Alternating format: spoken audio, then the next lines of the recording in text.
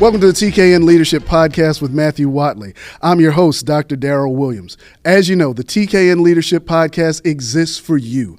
Our goal is to help leaders get to their next level. So whether you're leading in the church, leading in secular society, leading your home, anything that you're trying to move forward, that you're trying to move from here to there, that makes you a leader, and we are here to help you lead better. As you know, we exist to have the conversations and the teachings that you need. I think it's my job to sit here and talk to some of the brightest minds in the world and ask the questions you would want to know the answers to. And today is no exception. Today, I am excited to have with me Dr. Herman Felton, the president of Wiley University in not in Houston, Texas, in Marshall, Texas. Now, many of you know Wiley from the movie The Great Debaters. Yes, that Wiley, it was Wiley College then, Wiley University now. But we're going to have a far-ranging discussion on leading institutional change. Now, help me welcome Dr. President Herman Felton. Dr. Felton, good to have you with us today. Good to be here, brother. Good to be here. Thank you. Man, we are excited to have you with us. The president of Wiley University, home of the great debaters. But tell us how you got there. How did you go from, tell us who Herman Felton is.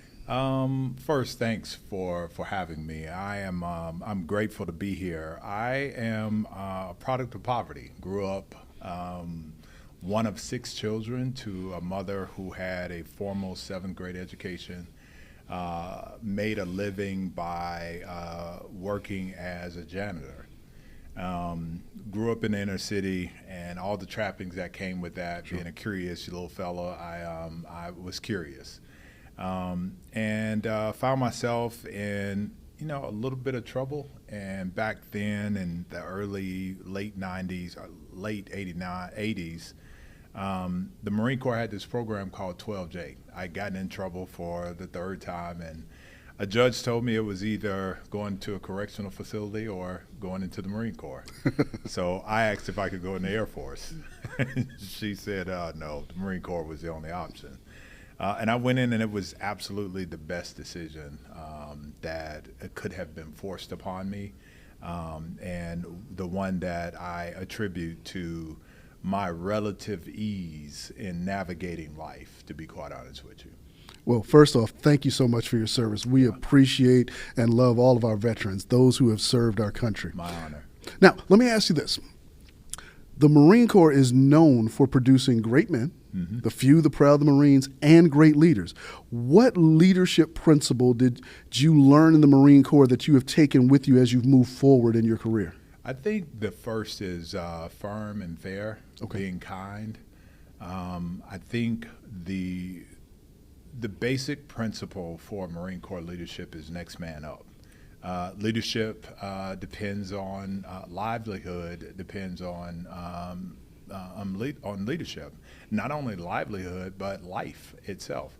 And so you're indoctrinated into the ethos of leadership from day one, the minute you get onto the yellow footprints. And so the Marine Corps is not an institution that believes that they invest in leadership or leaders when they get to a certain level. It's from a private all the way up. You are taught to learn everyone as a private, everyone in that squad's position and their responsibilities, from the squad to the platoon, and so on and so forth. So leadership is ingrained from the first day, and leadership is not predicated on title.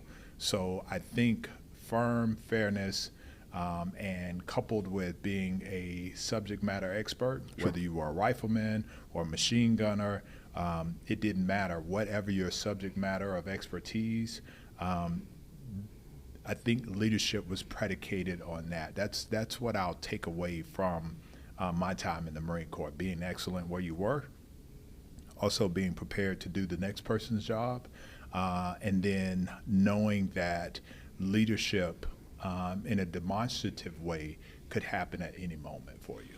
So be excellent at something, because mm-hmm. everybody can have a job. Absolutely. Everybody can lead, and everybody has to. Yes. But also be prepared to do something outside of your normal scope of expertise. Yes, sir. So You get done with the Marine Corps, honorably discharged. Yes. And then you take some jobs that lead you to higher education. Yeah. How'd you get to higher education? You know, I was hanging around with some guys. I was a Marine recruiter my last 3 years. And the command sergeant major required us to do community service. And I hung out at a big boys and big girls, big brother, big sister program. Yeah. And I met some brothers who actually were my age, 26, 27 at the time, but they had college degrees and they were educated. And I saw that I had what was needed to go to college.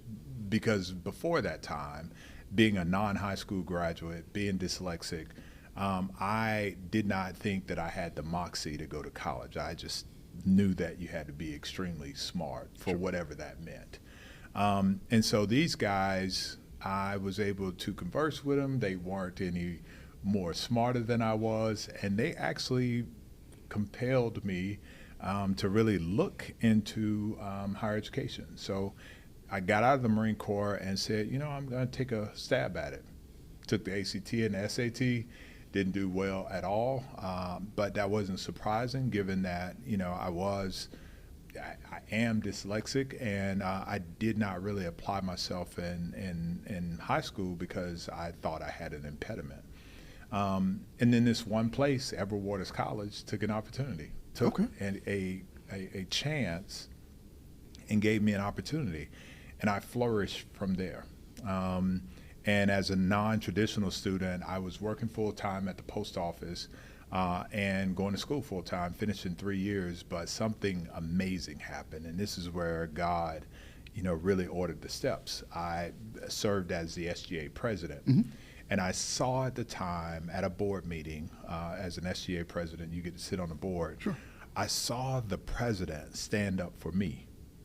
And when I say that, he stood up against his board while they were trying to eliminate open door admissions policy. And but for this fancy word that we, slogan that we learned in law school, but for the fact that he actually advocated for me and the fact that we had that policy when I came in, I wouldn't be here today.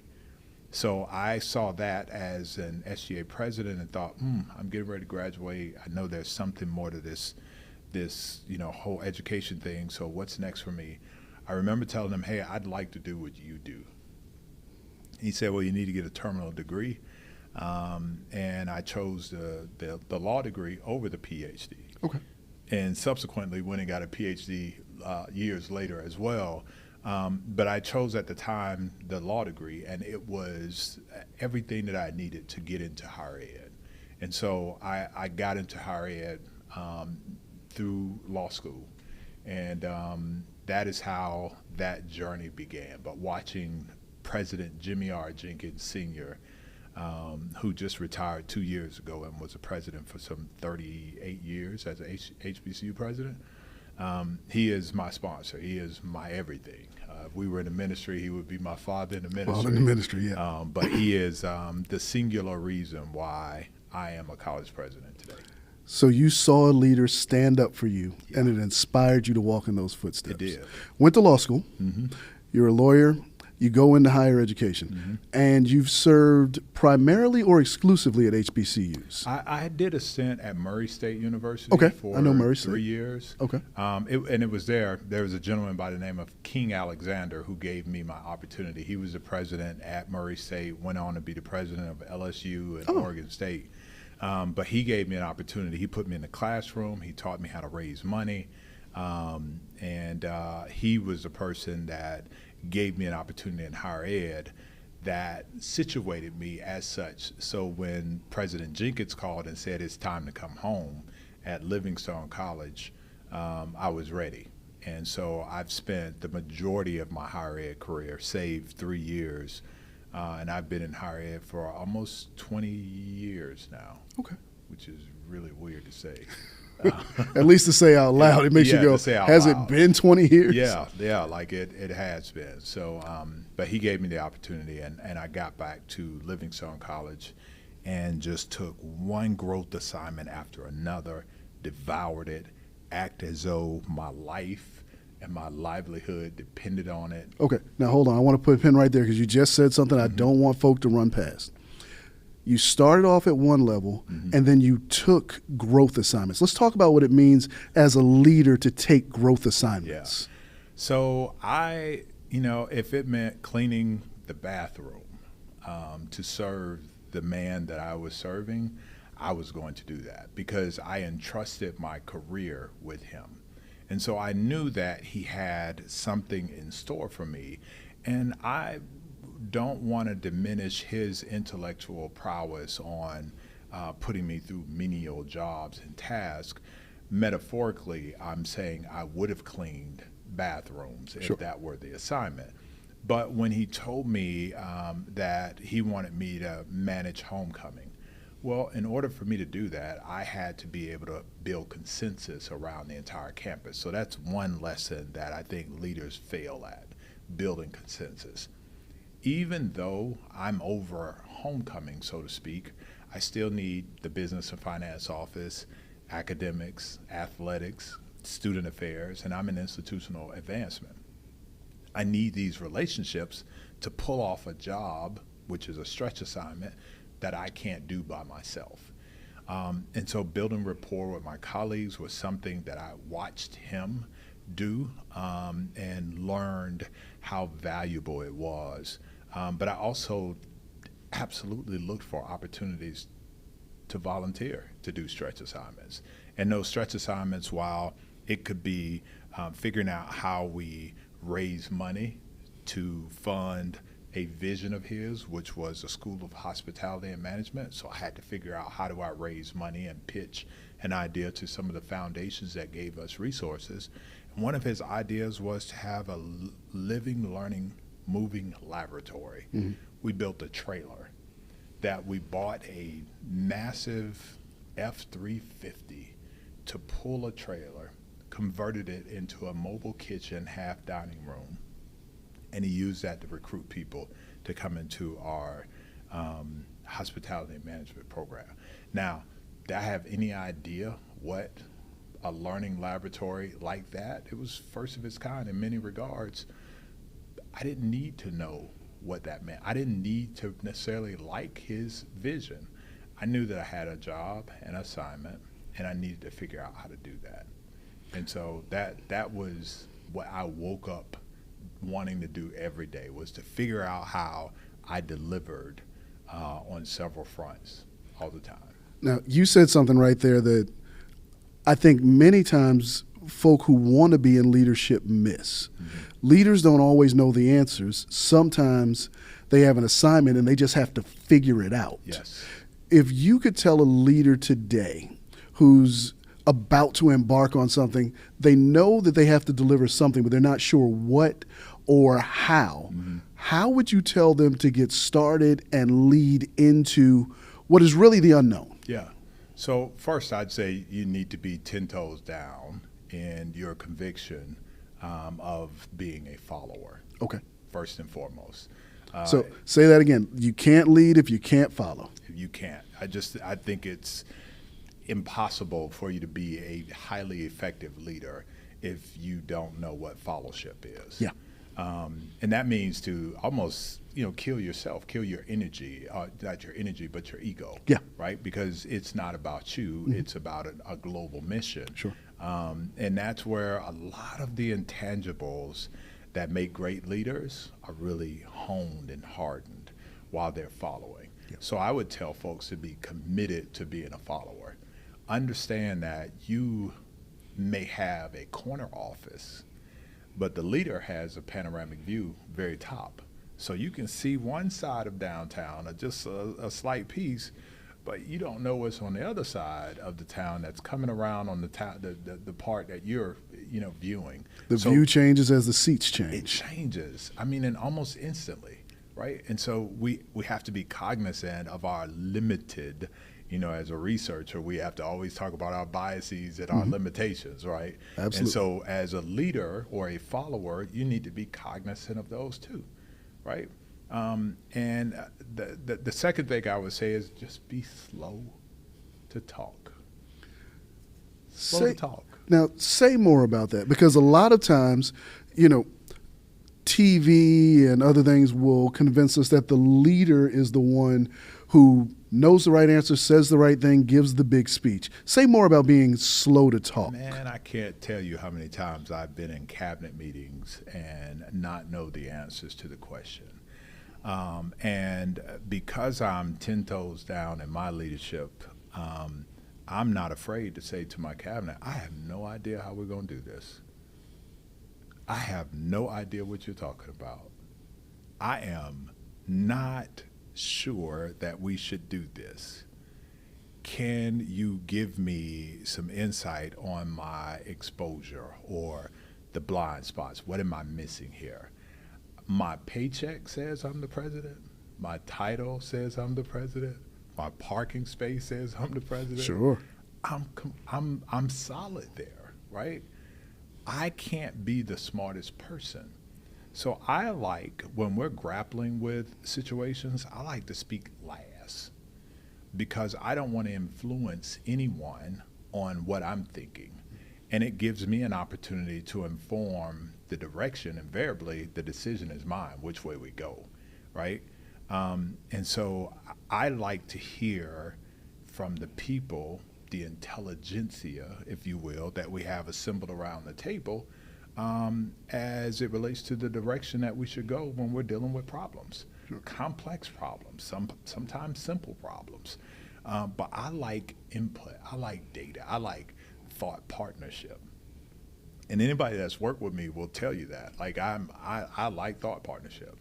And I think it's really important for leaders to really feel the cadence of the team, to hear from them, and then make a decision.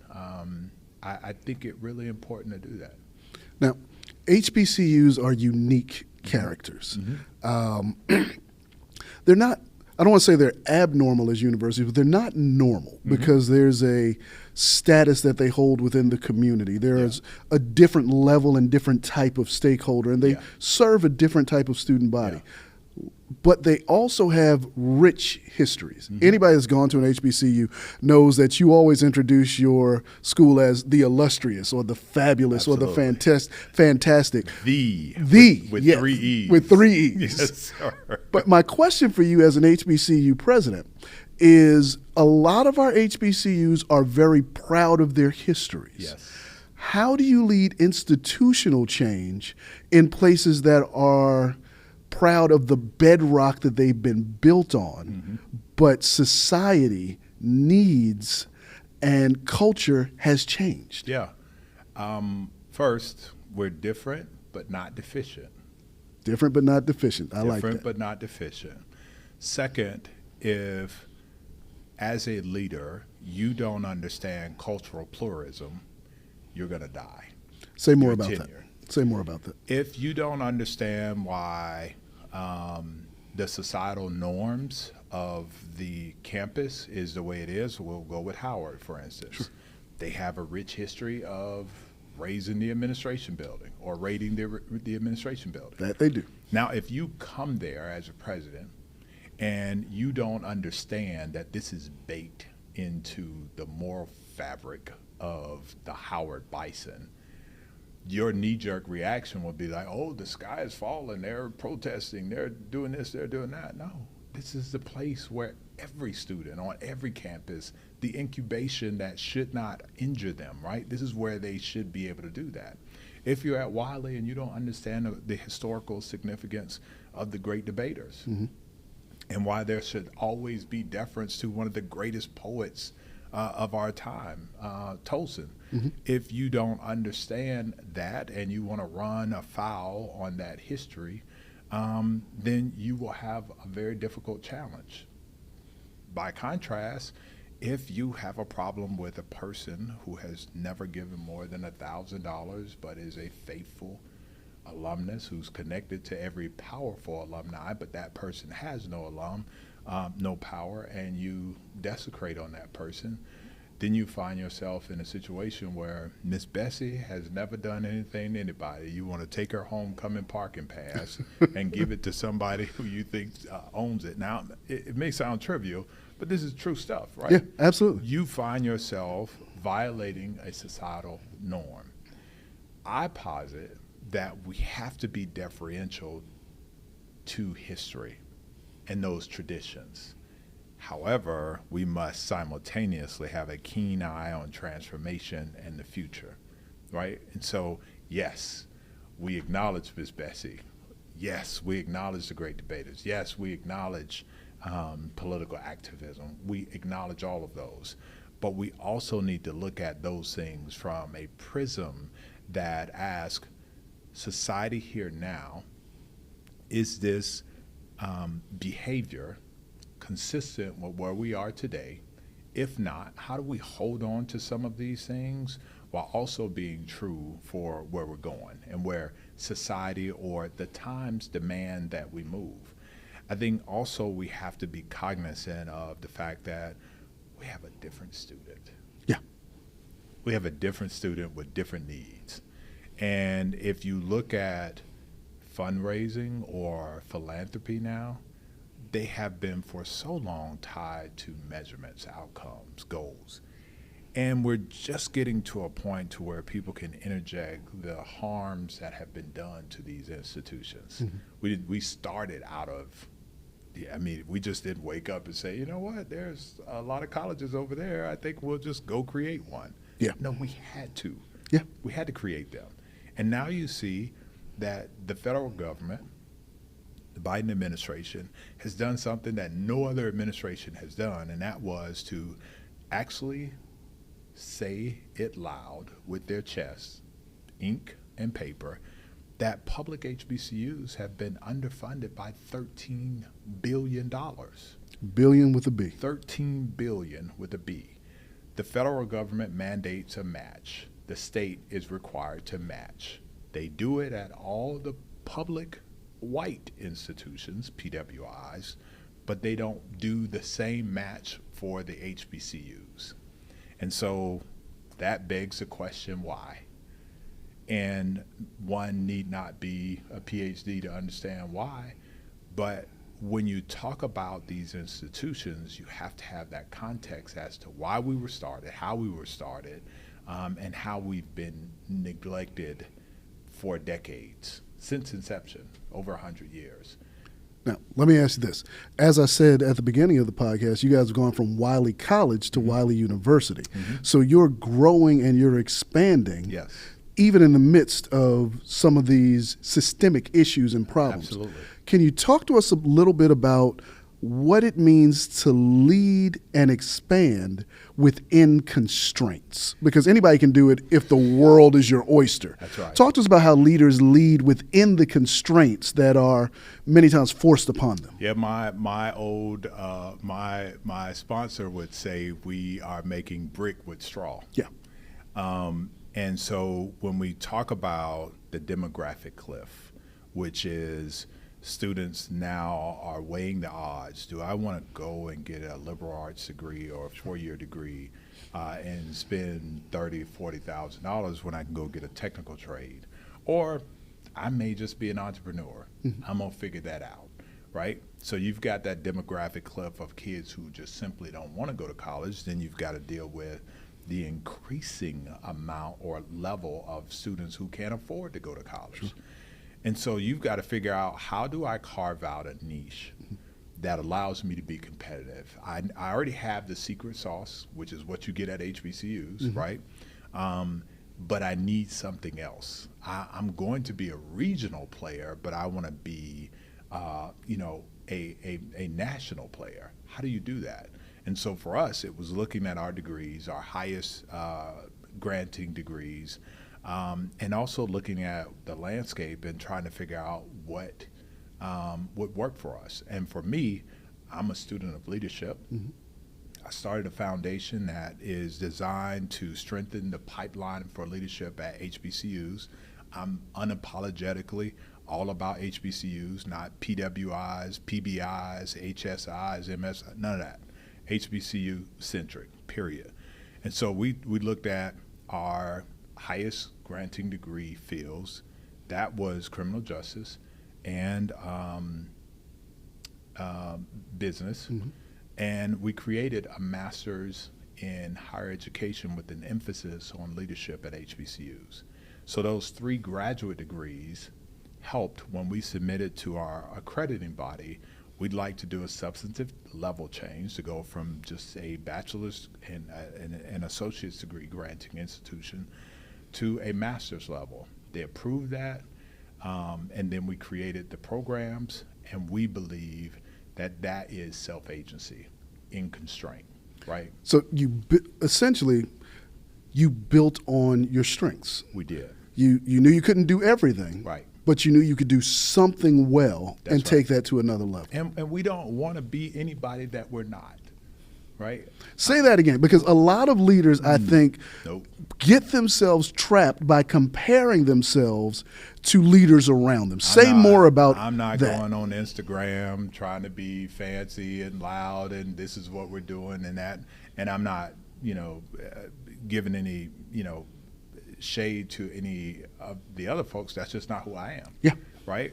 I try to be methodical, but we're a liberal arts institution, and I don't have state funds to bring in aeronautical engineering. Sure. I can't do that. That's not who I am. I'm actually happy that we produce preachers, teachers, people who do God's work. I'm good with that. And so I like the degrees that we have, and I like our track record of producing students who go on to graduate school. That's what Wiley does pretty well as well. So we know who we are. We double down in that. And I think that's what a lot of leaders can do if they look at the constraints that they have and figure out what they do well and expand on that.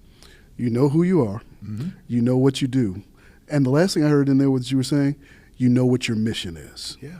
You're not trying to do stuff outside of that. You are good with producing the graduates that you produce because that's the mission of Wiley. Let me tell you, I know that I'm successful if at graduation one of the graduates grabs me by the hand and pulls me to mom, dad, or grandma and said, "This is President Felton. This is who we've been talking about." If those instances aren't happening on multiple occasions at graduation day, I think you might need to question whether or not your purpose is all about the people you serve or more about you serving yourself. Gotcha. Well, let me ask you one more question. Then I always do 3 questions to end with, kind of in a rapid fire. But let me ask you this one last question. You have moved from college to university. Mm-hmm. You've put in 3 graduate programs. Mm-hmm. What do you do for an encore? Well, the coup de grace was the Board of Trustees allowing a partnership between Wiley University and the Higher Education Leadership Foundation, which I started with some friends about 8 years ago. Mm-hmm. And again, the purpose of that foundation is to produce leaders to strengthen the HBCU leadership pipeline. The singular focus is how do we produce highly skilled, transformational, principled leaders. We've done that. 9 of us are HBCU presidents. Okay. We can't take credit for them becoming presidents, I being one, but we weren't presidents before we went to health.